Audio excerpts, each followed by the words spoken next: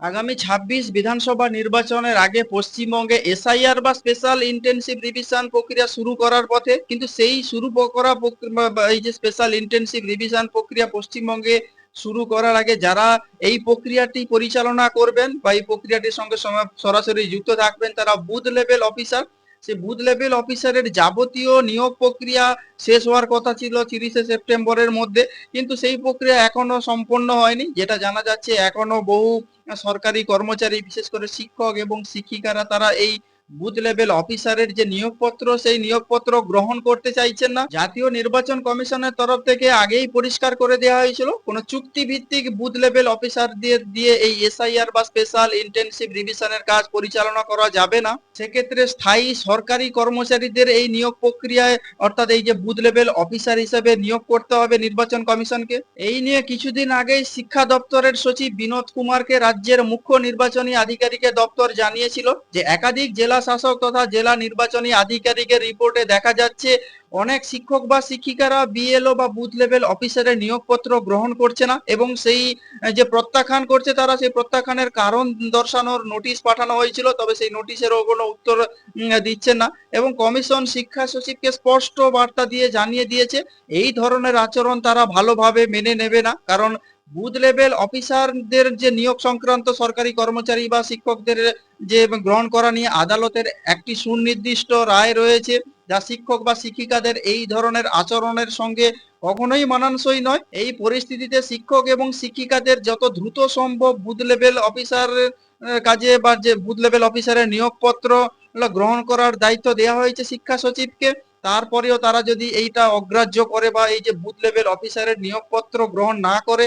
তাহলে তাদের বিরুদ্ধে বিনা নোটিশে আইনি পদক্ষেপ করবে বলে নির্বাচন কমিশন সূত্রে এমনটাই জানা যাচ্ছে। যদিও এই রাজ্যের বেশিরভাগ বুথ লেভেল অফিসাররা আগে ছিল আংশিক সময় বা চুক্তি ভিত্তিক কর্মী, তবে কমিশনের তরফ থেকে এখন পরিষ্কার করে দেওয়া হয়েছে যে এই সরকারি স্থায়ী কর্মচারীরাই যে বুথ লেভেল অফিসার হিসাবে যুক্ত হবেন। কোথাও যদি সেই সংখ্যা বা এই কর্মচারীর নাম না পাওয়া যায় তাহলে সেক্ষেত্রে লিখিতভাবে কমিশনকে জানাতে হবে।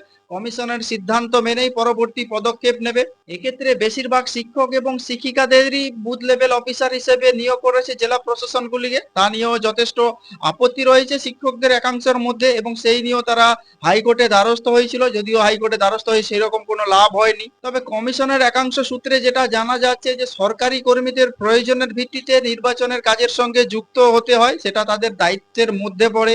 শারীরিক বা যদি কোনো জরুরি পারিবারিক সমস্যা থাকে তাহলে সেক্ষেত্রে কমিশন তাদেরকে ছাড় দিতে পারে, কিন্তু এক্ষেত্রে সেসব কিছুই ছিল না বলে কমিশন সূত্রে জানা যাচ্ছে। অন্যদিকে জেলা প্রশাসনগুলি সূত্রে যেটা জানা যাচ্ছে এবছর যে ভোটার কেন্দ্র সে ভোটার কেন্দ্র বেড়েছে প্রায় ১৩,৮১৬টিরও বেশি বাড়ার সম্ভাবনা থাকছে। যদি এক্ষেত্রে এই এত সংখ্যক ভোট কেন্দ্র বাড়ে তাহলে যে অর্থাৎ নির্দিষ্ট সংখ্যক আরো অতিরিক্ত বুথ লেভেল অফিসার নিয়োগ করতে হবে জেলা নির্বাচনী আধিকারিককে বা জেলা প্রশাসনগুলিকে। আপনারা কি বলবেন যে পশ্চিমবঙ্গে এসআইআর বা স্পেশাল ইন্টেনসিভ রিভিশন নিয়ে যে বুথ লেভেল অফিসারের যে নিয়োগ করার কাজ সম্পন্ন করার কথা ছিল গত ৩০শে সেপ্টেম্বরের মধ্যে, তবে সেটা এখনো সম্পন্ন হয়নি সম্পূর্ণরূপে। এখনো অনেক শিক্ষক বা শিক্ষিকারা এই যে বুথ লেভেল অফিসারের যে নিয়োগপত্র গ্রহণ করছেন না বলে অভিযোগ করা হচ্ছে। এই নিয়ে রাজ্যের যে শিক্ষা সচিবকে কড়া নির্দেশ দেওয়া হলো জাতীয় নির্বাচন কমিশনের তরফ থেকে। তবে এটাই দেখার যে যেসব শিক্ষক বা শিক্ষিকারা যে বুথ লেভেল অফিসারের হিসেবে নিয়োগপত্র গ্রহণ করছে না পশ্চিমবঙ্গের ক্ষেত্রে, পশ্চিমবঙ্গে এসআইআর বা স্পেশাল ইন্টেনসিভ রিভিশন শুরু হওয়ার একদম দৌড়গোড়ায় গত ৩০শে সেপ্টেম্বরের মধ্যে এই বুথ লেভেল অফিসারের নিয়োগ প্রক্রিয়া সম্পূর্ণ করার কথা ছিল নির্বাচন কমিশনের তরফ থেকে, তবে সেটা যদিও এখনো থমকে রয়েছে। তবে এটা দেখার যে জাতীয় নির্বাচন কমিশনের তরফ থেকে কি সিদ্ধান্ত নেওয়া হয়, যেসব শিক্ষক বা শিক্ষিকারা বা সরকারি কর্মচারীরা বুথ লেভেল অফিসারের নিয়োগপত্র গ্রহণ করছে না। তবে আপনারা কি বলবেন এইসব নিয়ে? যদি কোনো কিছু বলতে চান তাহলে অবশ্যই কমেন্ট বক্সে কমেন্ট করতে পারেন। আর নজর রাখুন নাচিন্দা টিভি।